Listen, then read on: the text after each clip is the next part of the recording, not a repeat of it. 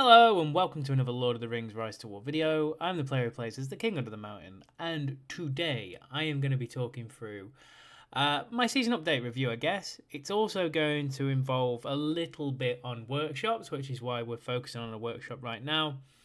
It is also going to include a little bit about how my formation's developed and how the Witch King's getting on, and showing some pretty impressive damage from him, I think, in one of the fights as well, which he got lucky because Saruman died early, but it just shows you what potential there is, and I'm going to hopefully talk through possibly the next thing to try in the formation. So we'll go through that. We'll look at the leaderboards. We'll look at the map, and we'll probably go through what's actually going on in the map. I'll just make sure I'm actually zoomed out, otherwise we'd probably have to restart that. So we're going to look through the map. We're going to look through the pins. We're going to be impartially looking through what's going on in the map. As things have changed a little bit, I think, in the last few days in particular. But we're going to go straight into it. I am going to start by looking at workshops. So this is one of my workshops. Now, if I was to say to someone generally that which of these generates the most resource, you would probably guess that the 11 and these 8 surrounding it generate the most amount of resource out of these two, looking at how it is. Right? Now, as it happens, this workshop actually generates probably about 500, a little bit more than that, probably 350-ish more, plus the 2 tiles at the side. So nearly 2,000 resource more than what that does there. And I'm just trying to show the power of workshops, because I've got this one set up to do ore right now, but I could have this one set up to do grain, I could do whatever else it is. And it is a massive boost of how your resources work. They don't have to be connected to your base to do that. So what I look for in my workshops is I look for a tile, preferably like a 9 tile or an 8 tile, because it's good to start as the base value. And look for one that's got level 2 tiles or above all the way around it. And then it doesn't matter if it's connected to your base or not. They still generate more than what these kind of things do. And even if this had the 2 there, which are still grain or whatever else they might be, and even if they were level 8, this would still generate more than what that is. So I just wanted to say workshops, definitely not something to be overlooked. I am using 6 of them. I'm just building another one now. And again, I'm doing the same thing, whereby, you know, I'm generating 15, 20 again from this. When they're connected to your base, they are a lot better. However, you can't always get them connected to your base because you've got people sort of floating around your base a little bit. So if you can't get them connected to your base, these kind of workshops where you've got the surrounding tiles, great workshops for actually getting stuff done. Remember, they don't have to be owned by yourself, the tiles around it, if they're high enough power. So this one here is only a 1228 workshop, but we've got a 10 tile here that it's powering itself off, and a 9 of someone else. And it's really important to get that kind of cluster. So you're looking for ones whereby around this tile there are 9 tiles, well, 8 tiles around it, which would be level 2 or above. So this one here, nearly perfect. You just wouldn't have that, you'd have that gap there. So even there, you'd still get a great deal of resource from it. Like I say, worth looking at. Don't overlook them. They are a definite boost to whatever you're doing, because if you look at my actual tiles, because we got pushed back, and then even though we kind of opened it back up, it didn't really work as much as what I probably could have got tiles wise. So I've actually got 50 level 8s, which are pretty much all these ones that I have. All those there are basically from workshops. So it just shows you the power of the workshop, how much it can actually generate for you and things like that. So just wanted to point that out to start with. And as we've gone from there, let's go to the leaderboards is probably the next place to go. We're going to show the personal affluence. Now, I was about 20th in this, but we've lost some tiles today to Erebor because we're kind of working on a different front at the moment. So I've gone from roughly 50,000-ish down to about 48k, which I'm fine with, and that'll go back up soon when I just finish off that last workshop. I kind of thought those tiles would disappear at some point anyway, because they were kind of in a bit of a war zone. The Beast is top, Dumbo is second, so Order and Lame are now taking up the top 5 or 6 actually, and then you've got Fellow in 7th, farming his way through Rohan, I believe, the last time I saw. Raven in 8th, and then Big D in 9, and I Am Groot in 10. I won't go any further than that, to be fair, because I think, top 10. No one really cares about farm at this stage, I don't think. Here's the board that matters. It's the merit board. And Raven is way out in front, as he tends to be honest, in these things. Even in servers like this, he still crushes a lot of different stuff. And I know Lame have actually got their own little ode to Raven, whereby they all post the reports, particularly when they get close to beating him. I've actually seen a few today where it's been very, very close, if not they've beat him. So it's been quite fun to see that. Been a long time since I saw that. Matix is in second at 3.2, really respectable number. We've got another guy from Order here. Apologies, I cannot pronounce your name, although I might learn it for the next video. Then you've got a fellow in fourth, you've got Ricky Spanish in fifth, you've got Isaac in sixth, Myth in seventh, Arb in eighth, The Beast in ninth, and Duxon in 10. Not muted at the moment either, to be fair. Then Silenev's still knocking around this sort of top 15 to 20. We've slipped down a bit, but that's because we didn't really get on much on the weekend. So we were around about 30-ish, but now we've got kind of like full barracks and pretty much everything else. So I'd like to think I'm going to get back into that top 30 or 40 at some stage in the near future. As for Fellowship Affluence, and this tells you a little bit about what's going on in the map, Lame are now top. Bear are second, Panda are third, Order are fourth, then Toby ourselves are in fifth, and you've got Step in sixth, and then you've got Gods and Merc in seventh and eighth. What I will say, contrary to belief, because it keeps coming up in a stream, Toby were top for quite a period of time, so this is not the first time that Bear have not been top in this server. Just an FYI. So, commander-wise, you can imagine Raven's at the top with his level 50s. We are level 50, but we are unranked at level 50 because we didn't get there first, which is why how that works. So that's kind of the leaderboards, really. So that was a kind of a brief walkthrough. I'm now going to briefly walk through the map. And as you can see, my base is still all the way up here. But we're going to talk through the kingdoms. And I think we'll probably start with... Let's start with Rune and Loth, who have now got their own little battle pin, which I think is quite cool at this stage. They've got something to play for, a little bit of fighting. They've kept themselves out the way, really, as far as it goes with the main fight. But great for them to actually get some fighting in. I know Linden are kind of PvPing with both Arnor and Angmar at this point, just to try and get a little bit in themselves as well, which is nice. And then you've got Erebor, which is obviously Lame and Order. They have got a nice big juicy kingdom all the way around here. They have surrounded all the ring area. They've got both the passes up here. We've got Condom back. And this area is now clear of all of Erebor. Where do I go from there? So then we will go into this kind of Karas region, I think. So at the moment, Lame have pushed right the way up to here with the help of Order. So there is a little bit of fighting here-ish. Obviously, this is a 21 million pin between those. That's us and Erebor. Then you've got some smaller pins around DG.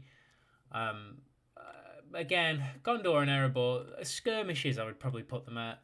Erebor have completely surrounded the ring. At this stage, they haven't built a fellowship fort, but they've completely surrounded the ring, and they've also pretty much cut the way out of the Undeeps now for Gondor. Gondor is still very occupied over in the west with Arnor, really. So Merc and Gods are in Arnor. In Gondor, you have Bear and Panda. Although Beer do show up on some pins, but to be fair, everyone's showing up on pins these days.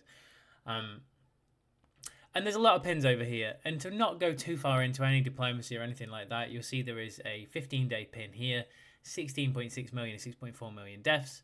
You will see there is a 20 million pin here, that is 7.3 million deaths.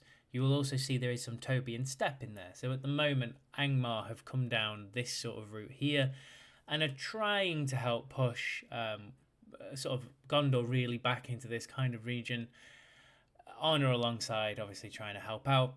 There isn't any official alliance there or anything like that before anyone says anything, but that's kind of what the current situation is. To be fair to Bear, they are actually holding their own in that area, which I kind of expected. Obviously, it's long reinforcing times for us, so we're there to kind of make up the numbers, I think, really, in the pin. You then have a small pin here in Minhiriath between, again, Gondor and Arnor. And then we have an 8.5 million pin here, again between Gondor and Arnor. So interesting map at the moment. Like I say, the centre's kind of been abandoned. I'm almost feeling like starting a petition so that actually Erebor take the ring. Not because I want them to keep the ring, but because I want these extra tiles for resources and for pathing. So the fact that they now lock those tiles, to be honest, to Dol Guldur, I'm not sure I really like that. I mean, that is a lot of tiles to lock against it as well, but I guess the thought process behind it is quite a few seasons the ring gets taken really late on. They are probably thinking it will generate more fighting around the centre if someone takes the ring early. And I don't disagree with the logic, but also locking that many tiles to Dol Guldur I think is probably a shade too far. Mainly because it's pretty hard to run an A team and definitely not a B team, particularly in my case with the way that currently is.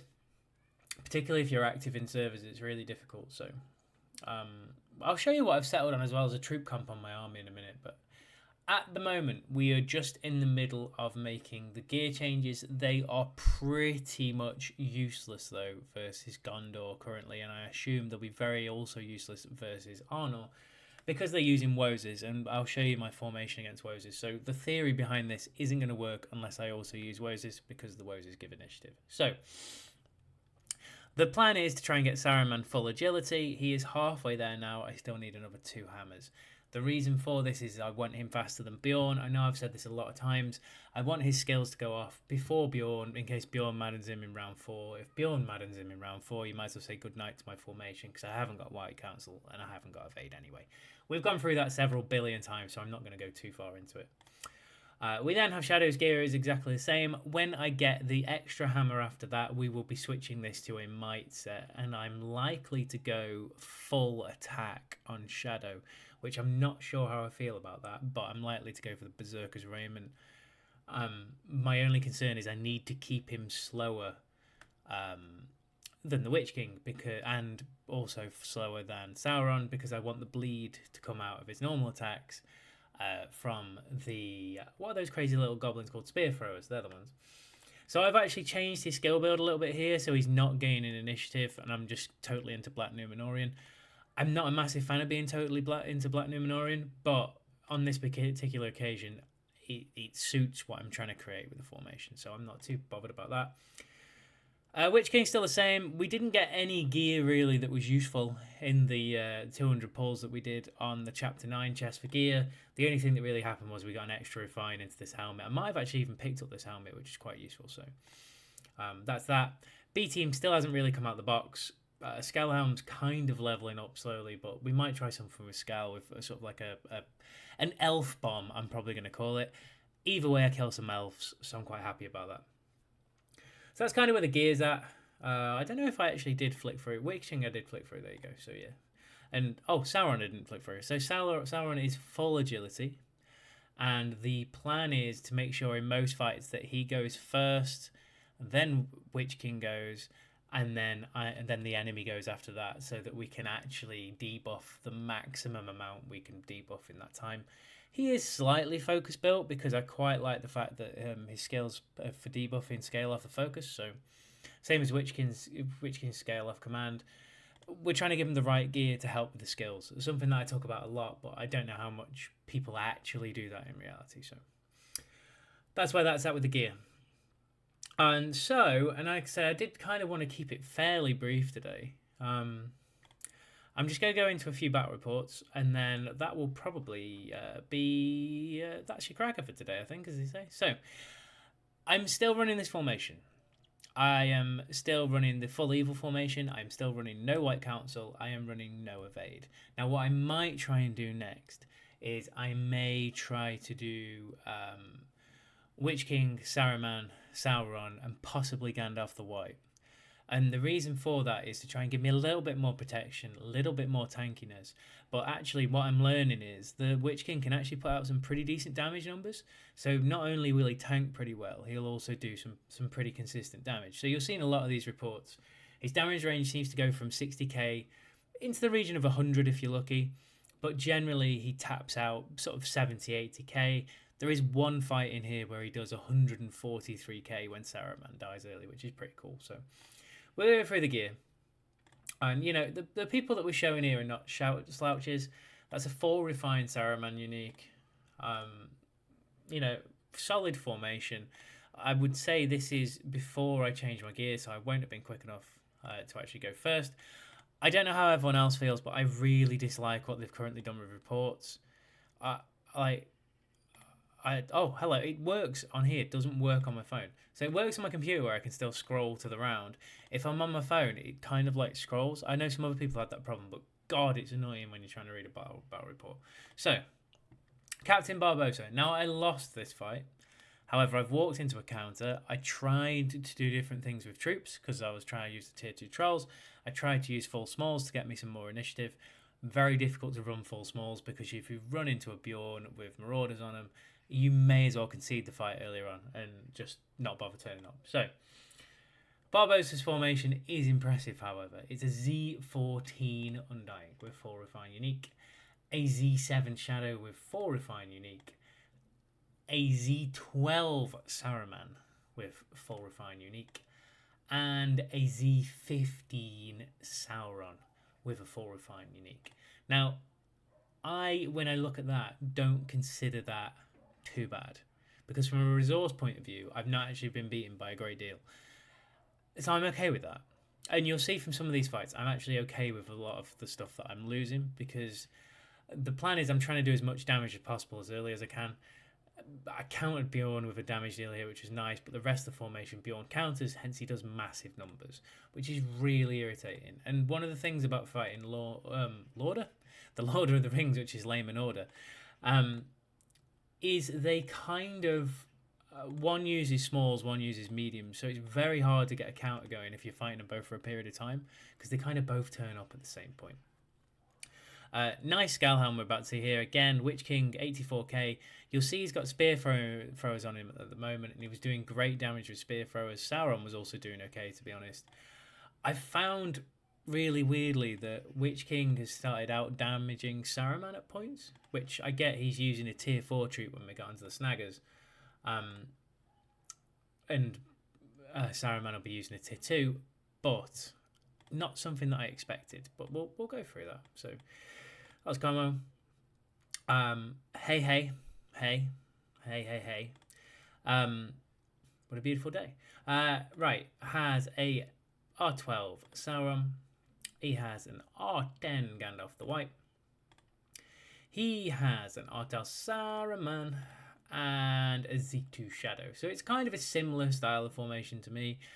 I was pretty happy again with this because, again, we're killing off a lot of resource in trolls with no White Council or anything like that. The good thing is about running full evil troops, I can get Black Captain to take out more hits. So with the double strike from Black Captain affecting all of these troop types from being evil, I am getting lots of attacks in the first couple of rounds. To be perfectly honest, this formation shreds White Council in round 1, which is why I think it's quite fun to play with. There are times when you get absolutely destroyed with it, but it's fun to play with. Bambi's mother. I actually killed Bambi, and then Bambi's mother came over to have a go at me because of everything that had gone on. So I've seen some really cool stuff with Kirun in these servers, or Kirun, whichever way you want to do it. Excited to do some work around that, not necessarily on my own account, but I plan on doing a little bit of work around that in the next week or so. Really nice formation. Lots of stuns, lots of madness in this formation. It kind of breaks you down a little bit. It's this 3-in-1 system, and this is what I'm thinking of trying to recreate a similar kind of hybrid version of with Witch King, whereby he may not get as much damage reduction for the team, he may not get as many stuns for the team, but what he's giving me back is damage. So I'm trying to do the trade-off of that, really. Again, going into reports, I'm not unhappy with reports like this, because this is where I'd switch my troops. Witch King with 90k from his snaggers. This will probably also mean that we're now full agility. We've gone first in this fight. We've debuffed some people. Great work, okay? So Gandalf the White, I think, was still quicker than me, but we managed to debuff Witch King and Bjorn, I think it was, from this fight. So this was fun, mainly because the Witch King was using trolls. Really nice formation. If I'm going to lose a fight, okay, I'm pretty happy that I'm losing to stuff like this. I wasn't full. I've managed to get 90k from Witch King. I am running a tier 4, I suppose, but reality is I'm okay with that as a fight. And this is why I like this formation. It doesn't always work out great, okay? So we've gone through one army here, and then we've got really lucky with the second one. Again, pretty consistent damage from the three of them. Mad Hatter is not a small account at all. So yeah, pretty happy with that. Gala always heals a lot on me, which is a bit annoying, but there you go. We then fought Eve, and again, Gil formations, gotta love them.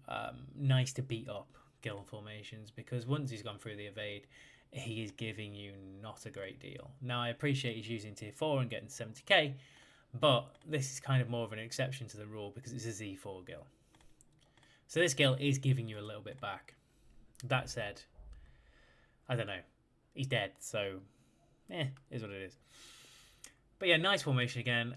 Good resource win for us. And I get resource wins only really matter if someone else is kind of doing that. But this was the fight. So, 143k from my Witch King with Snaggers. Now, he has done a little bit of damage to himself and his own formation, don't get me wrong. But basically, Saruman died off early. Witch King counters a lot of this formation, and he has just gone to town. And it's not like it's a slack formation, to be honest. Z3 Witch King, 4 Refine, unique. R15 Alerts, 4 Refine, unique. R11 Dane, 2 Refine, unique. And then a Z2 Sauron with a 2 Refine, unique. So, again, really happy with this. I'm really pleased that I've played Witch King because he's genuinely a lot of fun to do. We lost to Matix, but it wasn't by a great deal. He did blow himself up in this fight, however, with Bjorn. So the fact that he still managed to get past me with that is pretty impressive. But he is running Trolls and Eagles. So reality is it's a decent resource win for us. Matix formation is far bigger than mine. Z13 Sauron, Z16 Gandalf the White, Z3 Saruman with 4 Refine unique, and a Z4 Bjorn with 2 Refine unique. So reality is I'm pretty happy with that fight. Again, consistent damage from the three. What I will say is when we started fighting Gondor, the Snaggers haven't done as much against the Woses formations, so I probably need to look at that at some stage and maybe get some changes in. Again, 96k from Witch King here. I get there's a big HP pool again to hit, but reality is, again, this isn't a small account. Really cool Legolas. I've lost this account with my main a few times in the past, so I can't say that I'm displeased with what I'm doing here. It's a really nice account. So the fact that we're getting sort of, 300k between the three of them and a little bit more, very happy with that. Particularly against Woodman, which are really annoying to fight. So that was that one. Again, we've got another fight v this guy. I think this is actually this guy's B team, but I mean, it's not like it runs around with hardly anything happening. Nice Witch King too. Z7 Shadow, Z1 Dane. And we've kind of come out pretty well in that fight. I switched the spear throwers to Sauron because I'm not exactly tanking with him. In this case, okay, I've got a helmet that's kind of tanky. There is some unit defense in there, I get that. But the reality is, he's putting out a little bit of damage. He's taking a few hits. Really and truthfully, I probably need to look at how that works long term because the 3 melee are taking more attacks, which is pretty crazy, really, because I'm basically asking the 3 people who are causing damage to tank for me a little bit. And that's not ideal. But in the same way, with me not playing Sauron as a tank and using him for this focus for the debuff, kind of got to play one off against the other. But we're getting some solid results, really. There's another one, 100k again from Witch King. All 3 of these guys really hitting the 100k mark. Not exactly a small account, not the biggest of accounts, but pretty happy. 2 stacks of chariots, nice merit, and a lot of death. So yeah, I was pretty happy with that. This is a fight from this morning, I think. Yeah, so again, this formation's huge compared to mine. And I admit there was some madness in this fight from Bjorn, which is why Bjorn's managed to do 175k and still not exactly win out my formation hugely. This account's massive in comparison to mine. Some T4. Once I'm starting hitting Woses, you'll see here Witch King gets hit a lot earlier, which is a bit more annoying. And we're not getting those stuns off as early as we should do, I would probably argue, and things like that. So or the Madness procs, because we're not getting on the right people. They're going before me. So Woses are a very, very solid counter to what we're trying to do here. However, big formation, we've still competed, which I'm happy about. And then the last one, again, 76k from Witch King, 100k each roughly from the other guys. Noob King Alduin is not a small account yet again. Nice Sauron. Obviously, these guys were good side players at one stage. And we've kind of pulled through the win there with this nice Z5 Bjorn at the end. So there's a lot going on in these fights. You could kind of break them down and look at them in any way you want. But what I like is that this formation competes, and it's a little bit different. Is it perfect? No. Does it have flaws? Of course it does. But when it gets it right, it's really, really fun. And I guess my point is kind of just try different things. The sort of key runes that we've seen in this server have been really fun to see, and kind of like the reduction that gain, plus also some damage. Just try different commanders, and I think we're very guilty of trying the same things over and over and over again, and if it doesn't work, you can just switch straight away. But it's nice to be able to showcase something that's a little bit different.